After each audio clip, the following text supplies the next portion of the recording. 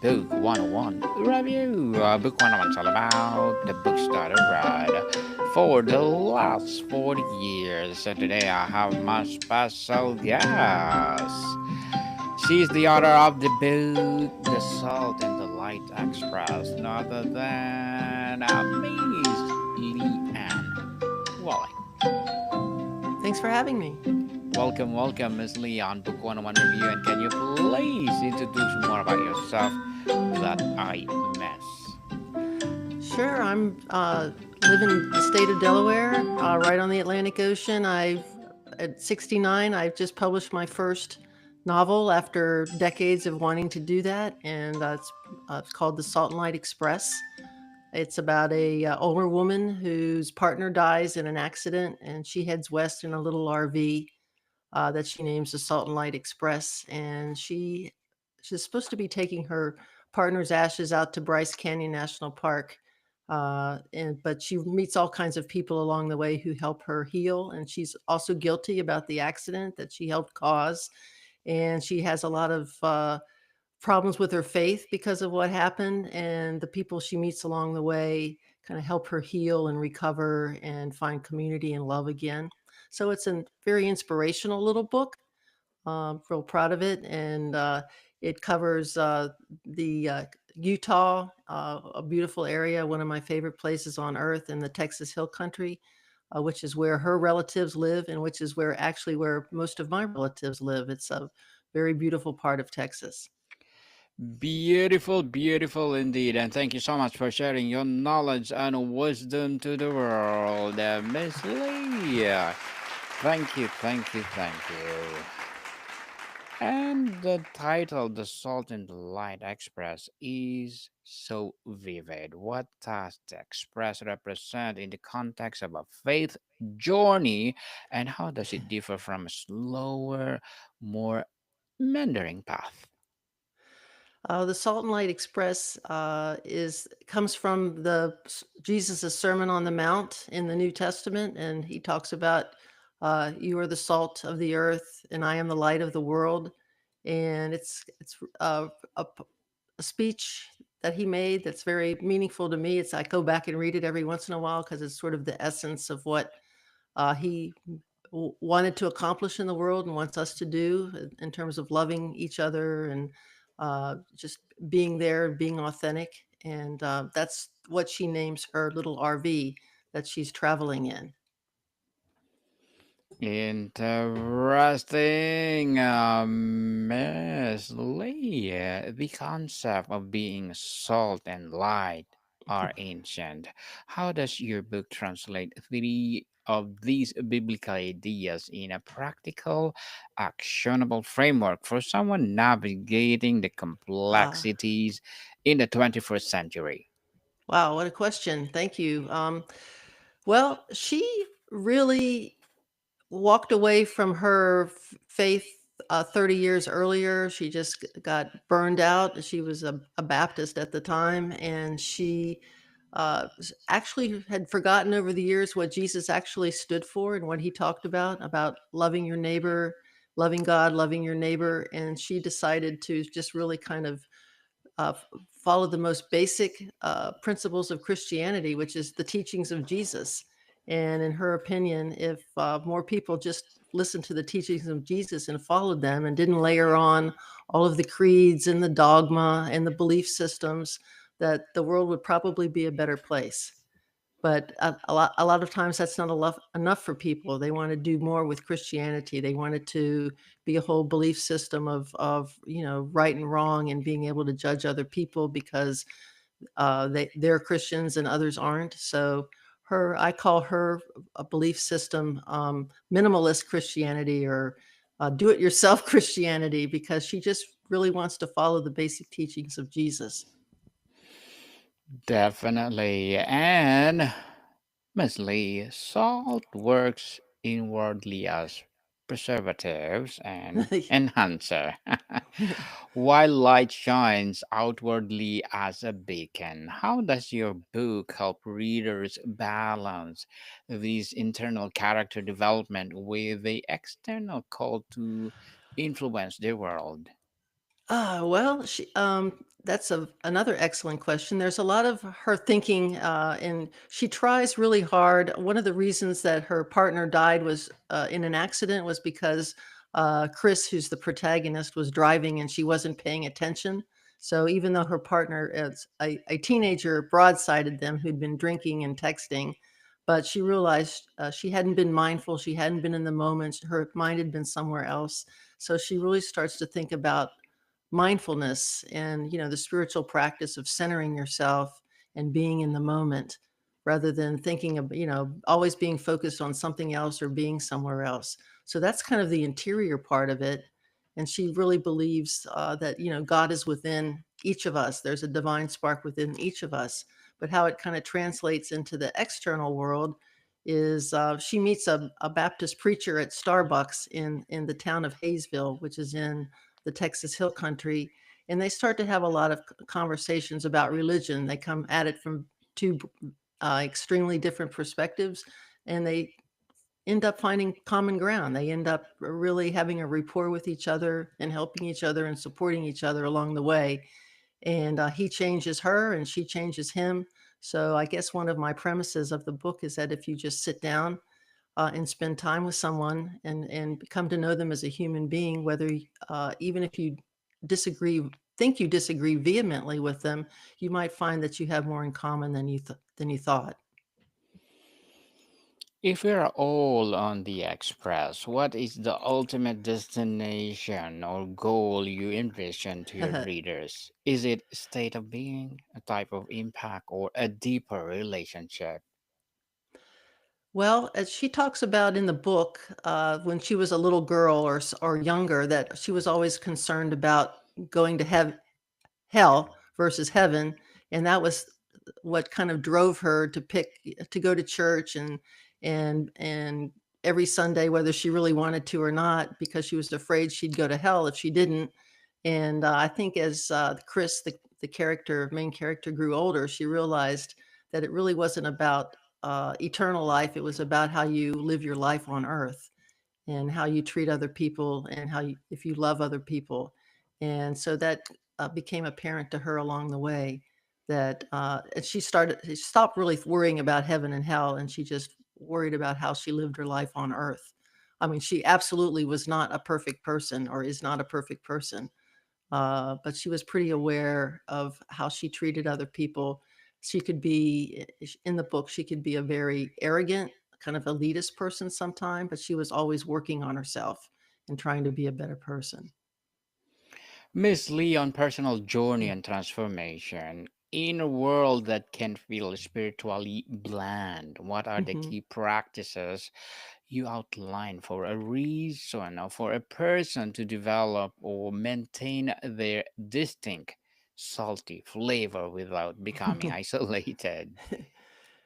I think one of the things she talks about is when she has nothing else left in the spiritual tank, when she just can't really buy into all of the whole belief system that comes with being a Christian, especially in 21st century America, she starts with just being grateful, thinks of the things that she's grateful for, shows gratitude. I think that's probably the most basic of Mhm. spiritual practices.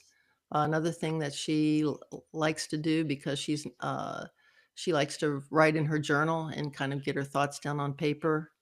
And also that can be a spiritual practice as well. She does try to practice centering prayer, which is basically where you just empty your head of all thoughts and just try to really connect with God.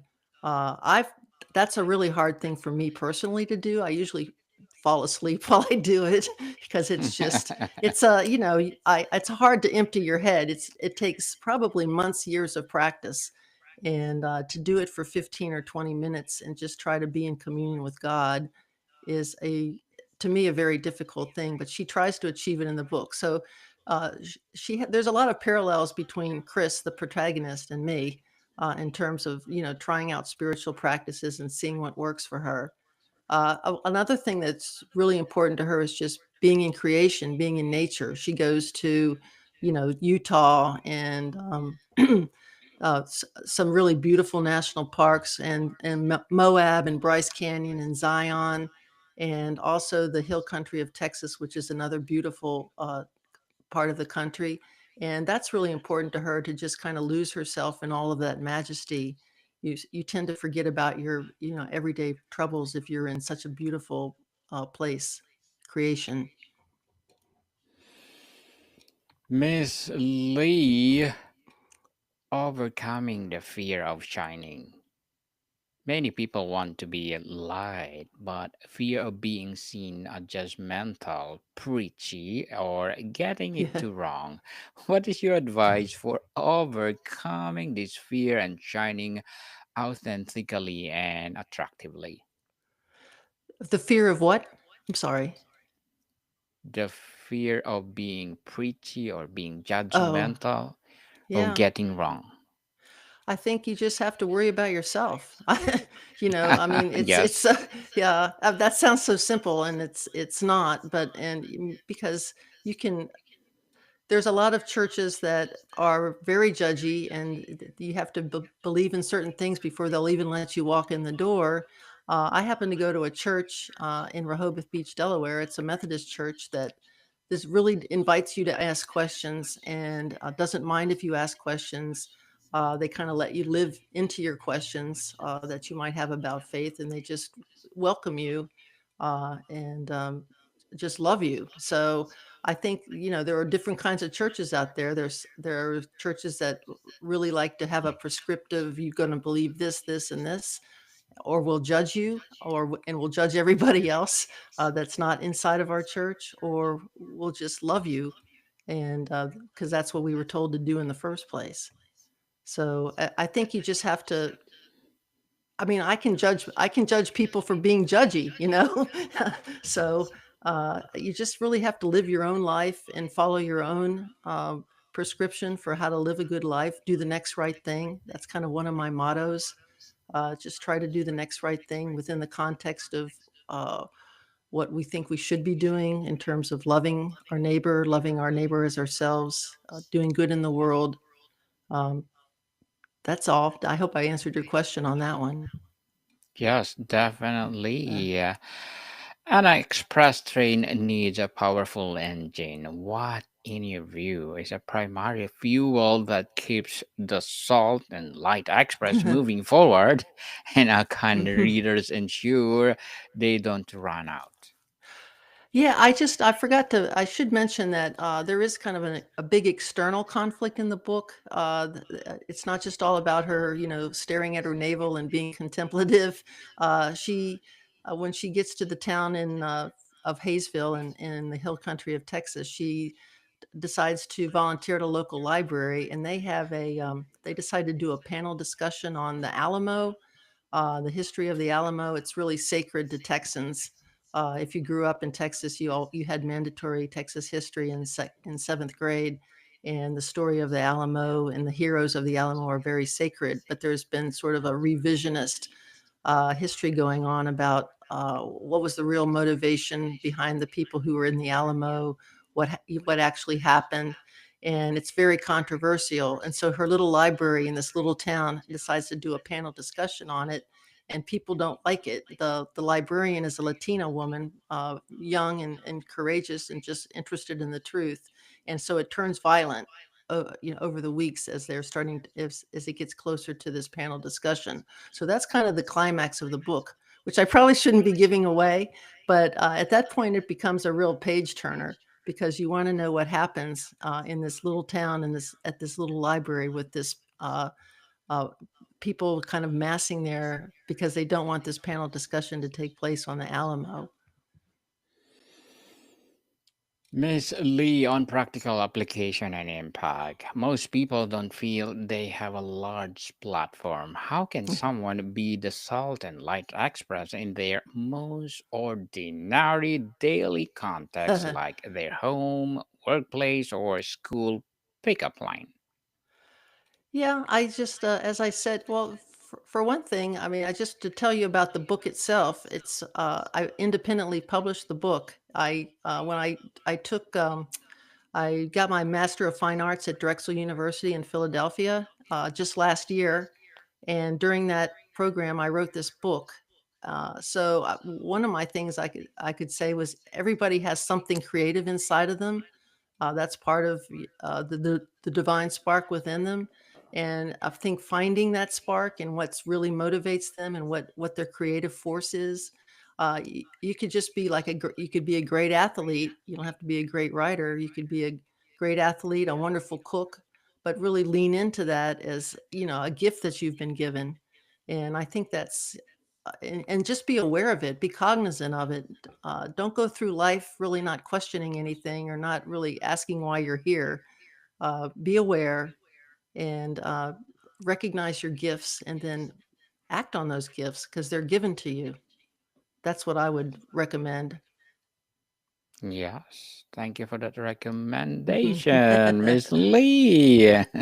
So, what is the crucial difference as you see it between being a positive influence and being forceful, imposing one's belief on others? Oh,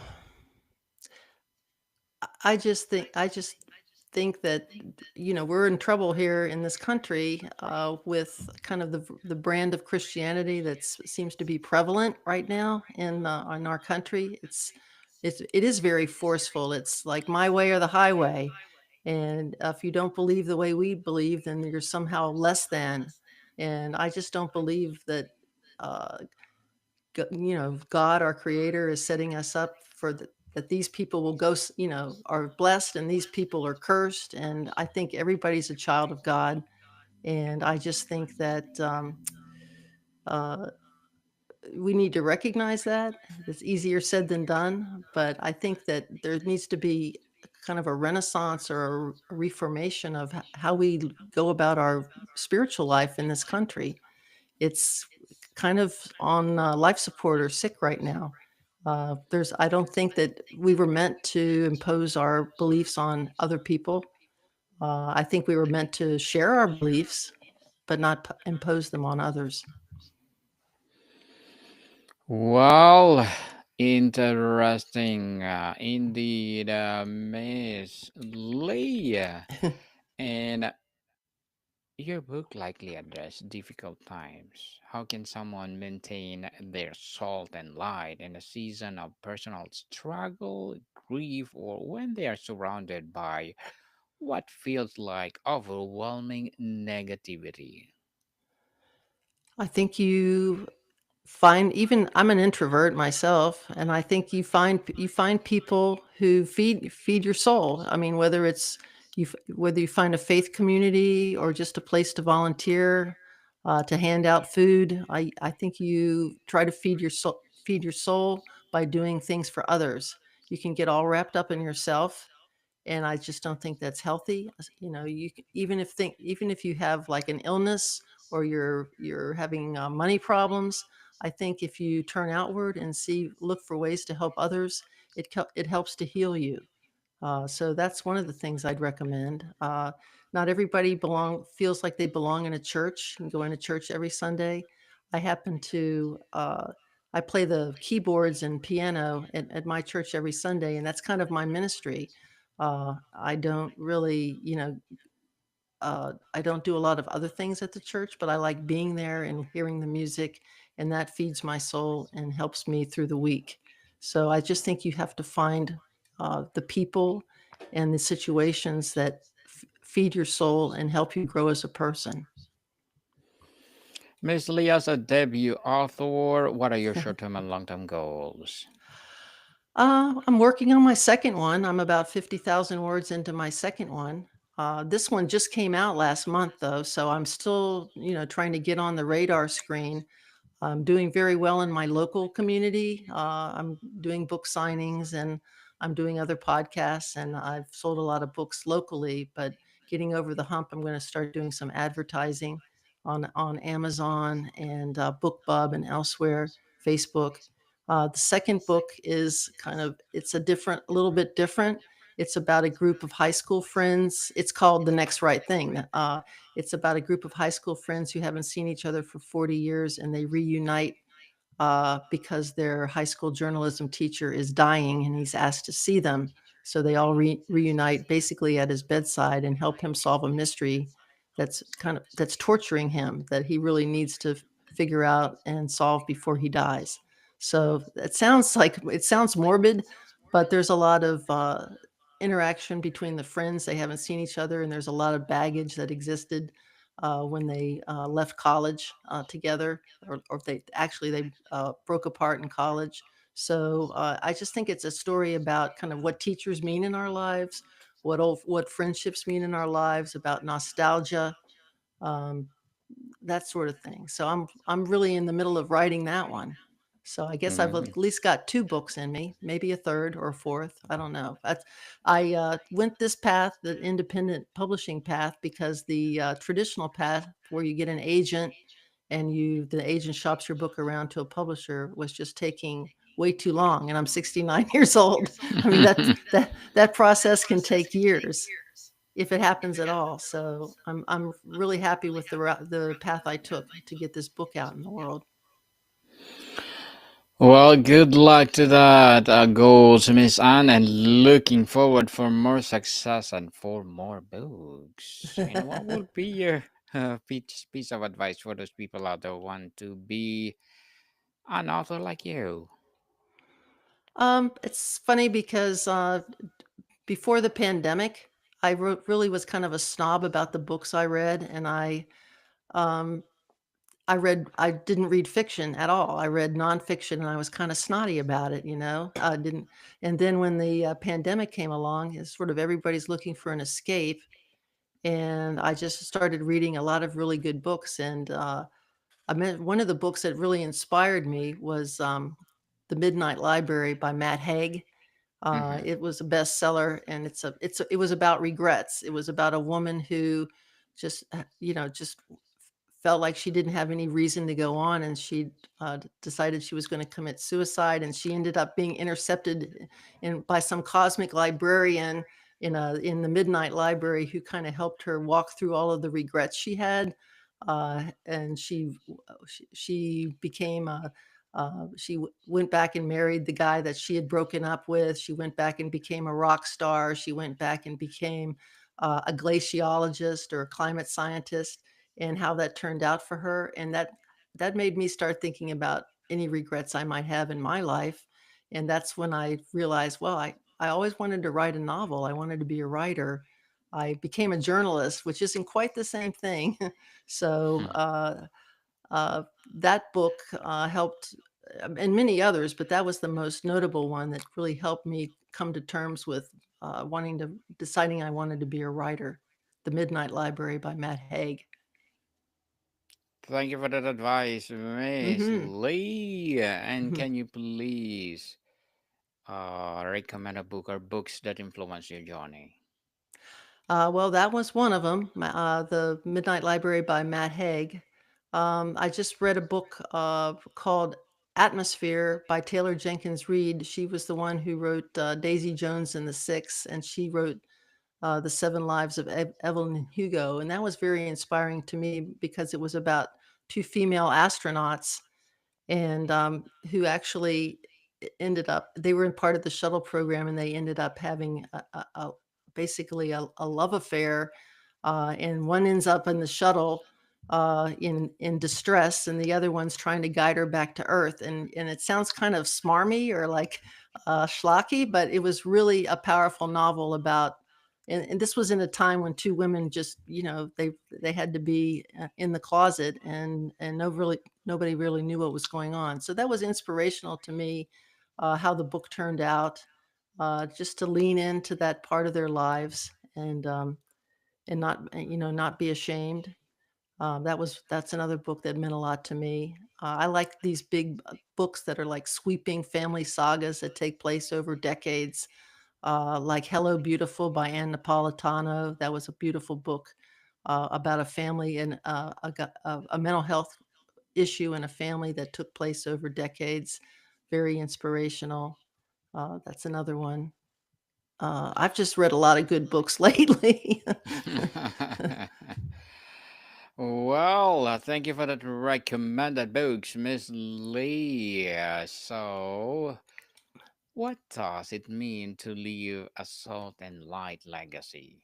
How does this focus shape our lives' priorities from personal achievement to eternal impact? When you're 69 and about to be 70, you start to think about what have I, done in the world? What's my legacy? And I don't have children, so I don't have that legacy. So you want to write. So I decided that was another reason I decided to write the book was because I had something to say about spirituality and relationships and a God and kind of how we operate in the world. And I felt like I needed to say it. So that's why I wrote the book. So, hopefully that I'll have a legacy of this book and maybe a couple more before I'm gone. And that'll be, I mean, I hope the people who have read the book and it's gotten really good reviews have really loved it and loved the story, and they see a lot of me in the main character, but that's another story.